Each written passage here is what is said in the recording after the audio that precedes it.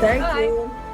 I think every single person on this planet needs to be educated and re-educated about climate change. We are dedicated as the UN Framework Convention on Climate Change to embrace this education issue. We can look into the eyes of our children, our grandchildren, and we can finally tell them that we have joined hands to bequeath a more habitable world. L'accord de Paris pour le climat est accepté.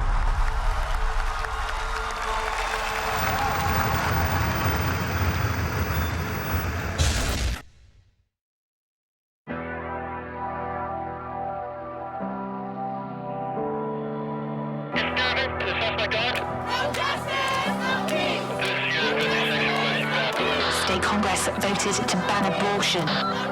Alternate universe located. Global temperatures rise. The effects on social media on Generation Z. To avoid catastrophe, rising sea levels, and dying coral reefs, the epicenter of a global pandemic. No exception for rape or incest.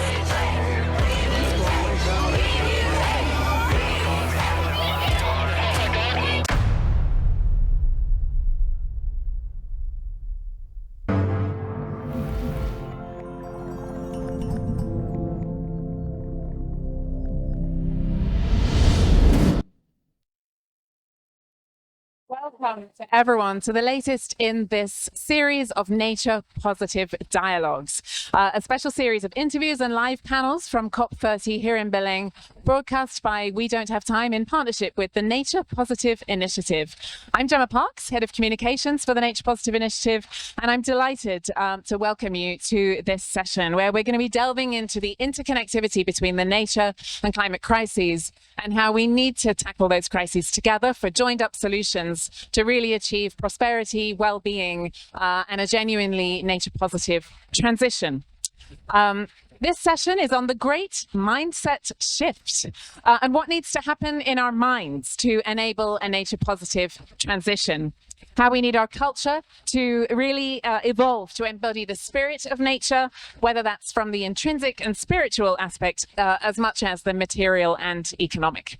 And we're joined here today by a fantastic panel. We have Lívia Pagotto, who's Institutional Director from the Arapiao Institute here in Brazil. Also, Alvaro Almeida, who is co-founder and Latin America Director of GlobeScan. And also Marco Lambertini, the convener of the Nature Positive Initiative.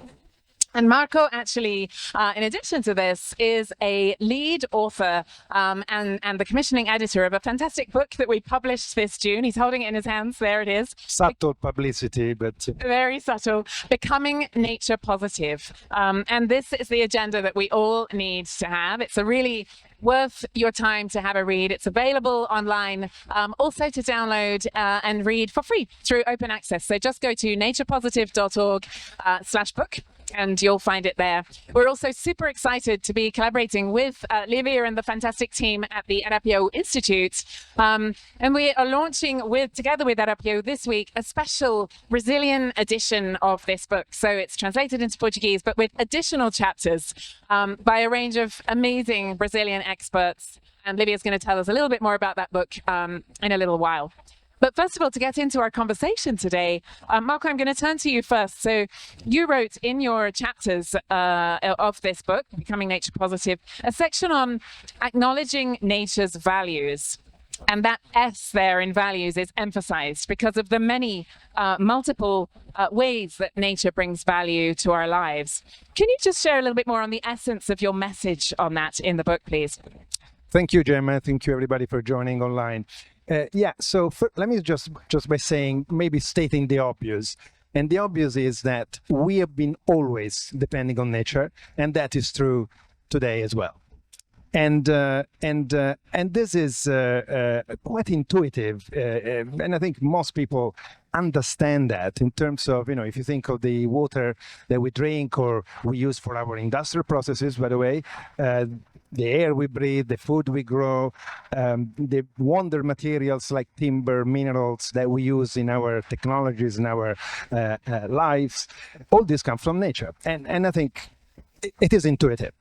And not to mention also all the emotional dimension, spiritual dimension, even that nature inspired in us over the millennia, centuries, and today as well.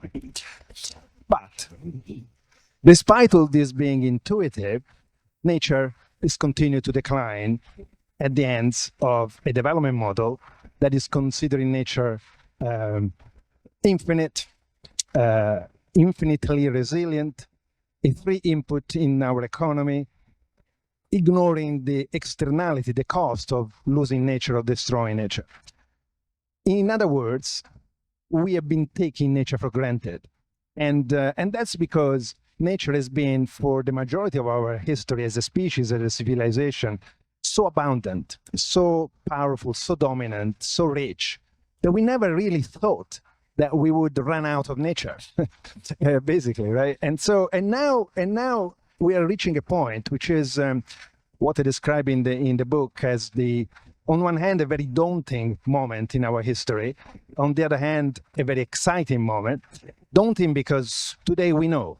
Today we are the most environmentally aware generation of all times. We know better than any time before, and the impact we are having on nature. We know and we understand the great decline on nature at our hands, particularly over the last few decades when we exploded in population, in technology, in industrial development. But also is the exciting time because we understand this is now becoming a threat to us. And so today we know the impacts and we know the consequences that these impacts will have on us, on our society, economy, health, happiness, harmony in the way we see ourselves in the world. And that's an exciting new paradigm shift, mindset shift that we never really experienced before. And so that's what makes me excited about this great moment of the Great Awakening. Finally, we're beginning to understand that we should stop taking nature for granted, value nature in all its dimensions, including intrinsic dimensions, and take care of it also in our own interest. It's not just on a moral and ethical ground, which I feel personally very strongly about, but also in terms of securing our future. Nature and climate change, nature loss and climate change are a security issues for humanity. Yes, absolutely. And it often feels that there's really a disconnect between how people feel intrinsically about nature. People will often say, I love nature, thinking about the ocean or forests or spending time in their free time, or even plants in their homes. But then to change that into actually taking action is something else. And that's what we're really getting into. How do we create that mindset shift that's needed? And I'm going to turn to you, Alvaro, because GlobeScan has just released a super interesting report called On Societal Shift, which delves into changing attitudes to environmental protection. It's pretty global and representative. You can tell us a bit more about that, maybe, please. But perhaps you could just share generally, what are some of the main findings of that on general attitudes to nature? Yes, connecting with Marco said, I think this research covers 33 countries and fair distributed around the globe. So it is a good sample of the perception of public opinion around the world. And for us, one key finding is that most people understand that a health economy depends on a health environment, and my individual health depend on both. So it's interesting because health is becoming a kind of connection of the three P's: people, planet, and profit. Health is the key element connecting all of this. So I think it's really interesting. It's an opportunity for decision makers and also activists to explore these aspects that unite environment, economy, and individuals. So I think this is the most important insight. And of course, we identify the fatigue of the current message, catastrophic messages around climate, mainly in the global north. So people are disengaged, feeling anxiety, fear related to the environmental pessimistic environmental news. Sorry, but this is the reality, right? And the willingness to be engaged is higher in the global south. Yes, so this is also another opportunity, because in global south there's people have a disposition, despite of the constraints, financial constraints, of course, but people have this disposition to action. That's really encouraging to hear, I think, isn't it, from those outcomes? Thanks, Alvaro. Lívia, I'm going to turn to you. So the Arapiaú Institute works for a fair, inclusive and low carbon future. And I'm sure after publishing this book, there will also be nature positive will be in there soon. It's already in your DNA, I think. Can you share, what's your view overall of nature's values? Okay, thank you, Gemma, and thank you so much for having me here. Such a pleasure to make part of this conversation. So for us at Instituto Arapiaú, we embrace nature in a very comprehensive way, of course, as we work with business, with governments, civil society, and science. We strongly believe that nature must be at the center of all the decisions that we make, and we do that by combining with climate discussions. I don't see nature that much here at COP30, so probably this is a very good point for us to discuss.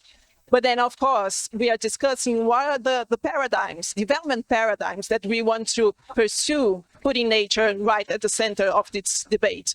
I was just telling Marco before we went online that here at the Amazon region, if you talk to people, the 3-4 key priorities, they do not include nature. Of course, we are talking about education, health, we are talking about public security, economy. But then again, of course, as Alvaro just mentioned, everything is connected. So if you don't have a good environment, we won't have prosperity for our citizens.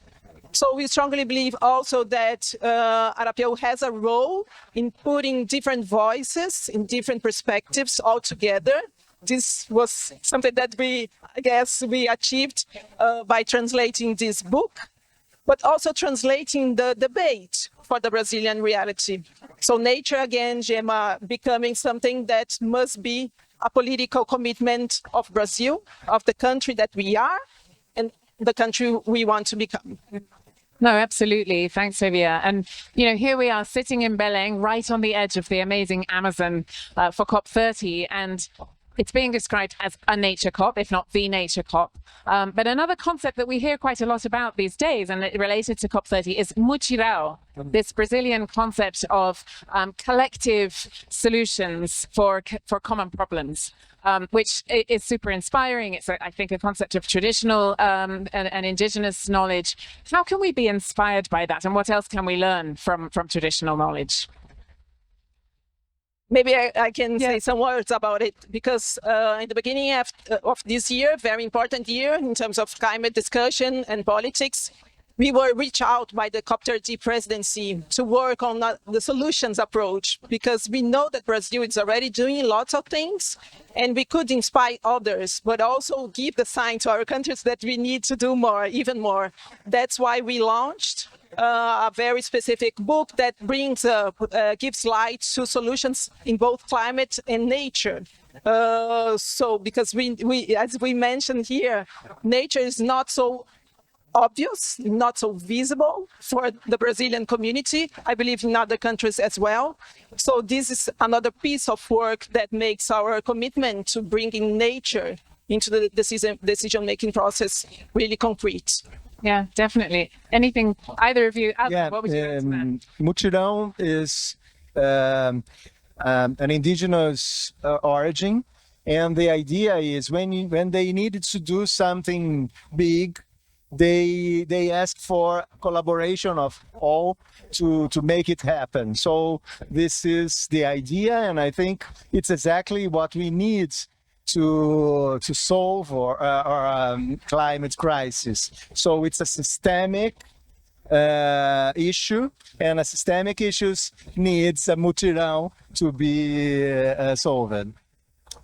Yeah, I'm just building on what Lívia and Alvaro said, but Lívia's, mentioned that here in the Amazon, perhaps that nature is not a priority. And I guess it's because people here see nature around them in a big way, so they don't really feel that nature is so under threat. Of course, the more marginal community to the Amazon, the one in the front line of deforestation, of illegal activities, the perception there will probably be different. And so it's all about, the way you experience nature in your individual life. But I think we need to make an effort, all of us, to take also a look at the bigger picture, because nature is local, but it's also connected globally.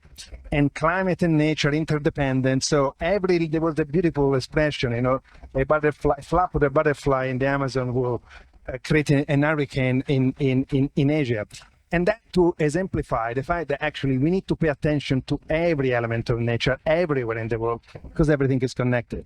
And it's not a natural, intuitive, and a simple concept to embrace, but it's the one that we really need to make an effort, because I really believe that talking about a nature positive transition, a transition towards a future in harmony with nature, the really first step, and that's why we have this discussion today, has to happen in our mind. Has to happen in our mind in terms of understanding the dependencies, the relationships, and the benefits. Because let's be honest, there was this beautiful book called The Selfish Gene that was talking about, how evolution has forged us to focus on our survival first. And that's why the people here focus on education, on economy, because it's survival. But now we need to actually convince our selfish gene that actually survival is about maintaining the earth system, the natural system, healthy and productive. That's the most important life insurance policy for our future. And that's what I think needs to happen in our mind. Yeah, no, absolutely. And again, here we are in COP30. There's the global leaders are here. There's many of global media are here, some of whom I think are watching this session. What would be our message for them? How can we change mindsets to, we all agree that everything is connected. We can't survive without nature. But how do we get wider mindset shift around that? Maybe Marco, first to you. Right. So I think the message for me is twofold. I mean, back to what I said earlier, stop taking nature for granted. We are in a position today like no other species in the history of life on the planet has been. We have the power, because we are so many, because we are so powerful technologically speaking, we have the power to really alter system that we never thought would be able to change. You go to sleep, the sun goes down. You wake up in the morning, the sun goes up. This is a regular. We've been used to predictable seasons where the rain comes on that season. You can sow, harvest. All this has been stable, incredibly stable for the last 10,000 years and more. We just take that for granted. We should stop taking that for granted. We are actually today in a position we can either continue to alter the system and pay the price for it. That would be really catastrophic, because also we need to be honest about the risks. But the exciting thing is that this generation has the opportunity to actually embrace an alternative direction that develops economy, develops well-being, provide education, alleviate poverty, eradicate poverty, but at the same time respect nature. Absolutely, yes. Lívia, what would you add? What's your message? I would say let's get inspired by nature in terms of its function, its systems, its connections that it makes. At Arapiaú, again, we are really engaged in economies that are based on nature. So we are putting nature at the center of new ways of production, consumption, relations, ecosystems, and so on. So that's why I think it's really important that we understand that we can learn from these values that goes from science to emotions. So nature has this power to send us really strong messages saying stop, but also let's do some actions based on nature. Yes, absolutely. And you mentioned the economy. A really key theme here at COP30 is the bioeconomy, isn't it? And ensuring an equitable, sustainable, nature-positive bioeconomy. Absolutely. Alvaro, what would you add? What's your message? I would like to bring a message that is not mine. I traveled 3 days by boat in Amazon to come here, and I interviewed indigenous peoples, riverside, and so on. And I did the same question, and the answer is listeners. All the time the answer is the same. So my message is bring people to the equation, to this equation. I think people must be part of the solution. Yes, definitely. And we need to communicate, which is what we're doing with this panel today, but also through the book. So again, naturepositive.org/book. Do have a look and you'll be able to download it there. But I'd like to just ask Lívia to share a few words about the really special Brazilian edition. It's called A Era da Natureza and has some additional chapters. But please, Lívia, please share a few words about it. Yeah, thank you. And thank you so much again for giving us this opportunity just to jump in an already great book. And make it better and enrich it.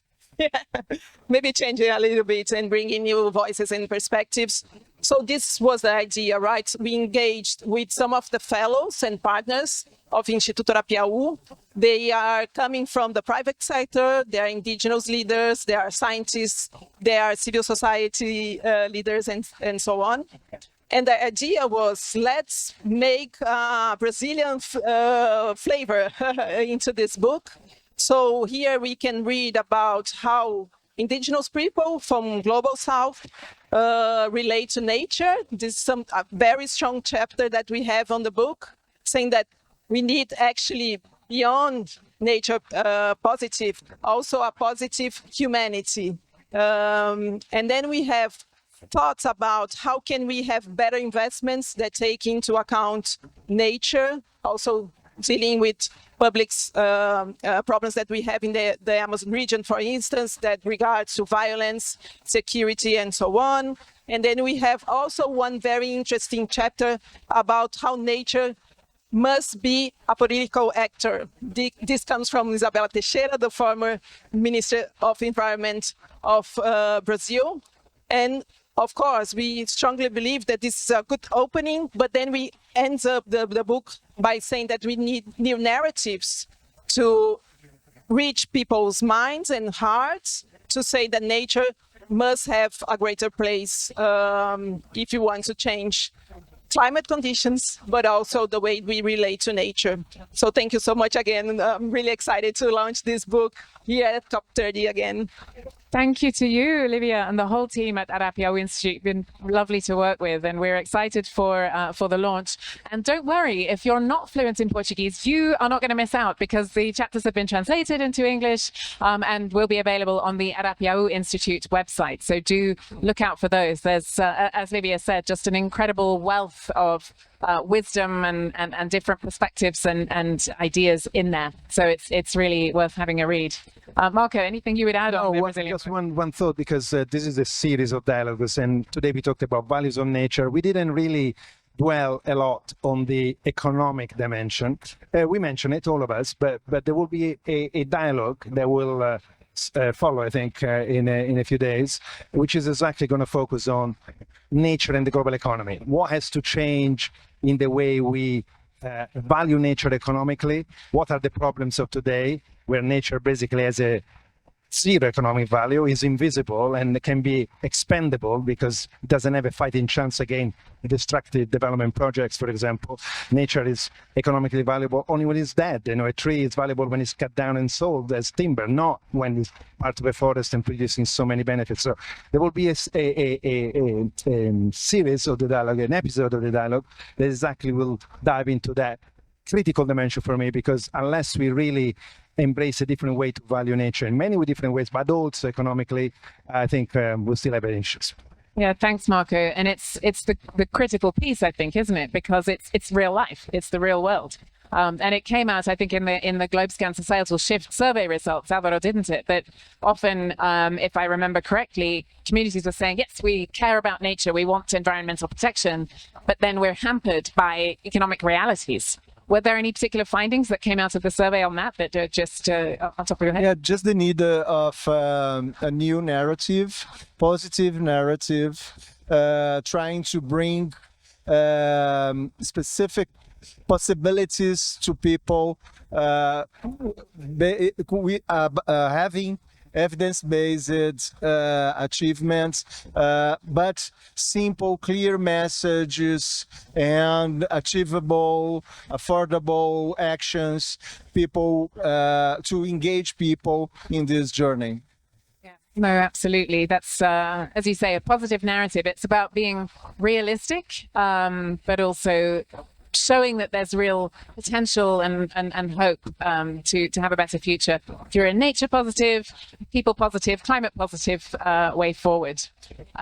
Through our book, as I say, Becoming Nature Positive, we are sharing these messages, but a book, not everybody reads a book. So we have also been thinking about other ways of reaching different audiences. And so we are very excited to have produced a film, a short film called Becoming Nature Positive as well. And it really teases out those topics that come out of the book. So on the science aspects of nature positive, society, all of the topics that we've been covering today around culture, identity and different perspectives, but also the finance and to your point, Marco, economics as well, which is a critical central piece that we need in the nature positive transition to address. And so we have a range of leaders from across the sustainability space and beyond in the nature positive movement who are featuring in this short film with some stunning footage, working with Open Planet Studios. And it's going to be launched early next year. Watch out for premiere details of that. And we're very excited, but the trailer is already available. Before we watch that, Marco, anything you would say about why you wanted to create a film from this book? No, as I said, I mean, the film is an opportunity to add more color and voices to a book, because, as you say, a book is not anybody probably liking. So it's an opportunity also to dwell on different perspectives, and that's actually part of the spirit of the book as well. There's so many contributors. It's not a one or few person's book. It's not a one or few person's film. It's a collection of perspectives with some solutions, some questions that needs to be answered still, but particularly clarifying the ambition and the excitement, the positive outlook for embracing a nature positive future. Definitely. Thanks, Marco. And you can find out more about all of these topics on our website, naturepositive.org, also at Apiau Institute, and of course, GlobeScan. Thank you very much to our panelists, Lívia Pagotto, Alvaro Almeida, and of course, Marco Lambertini. Thanks also from me. Do watch out. We have more brilliant panels on the nature positive transition, one looking at economic aspects, science, health, food, and more. So do have a look at the We Don't Have Time website for those. And for now, let's watch the trailer of the film Becoming Nature Positive. Thanks, everybody. Nature. It gives us everything we need to thrive. And it is our greatest ally in the fight against climate change. Becoming nature positive is our pathway to a safe and prosperous future. The only way we can build a people-positive future is to secure a nature-positive one. Yet we are destroying nature faster than at any other time in our history. And the effects on humanity are profound. Humanity has become a weapon of mass extinction. And ultimately, we are committing suicide by proxy. Our assault on nature threatens the foundations of our future.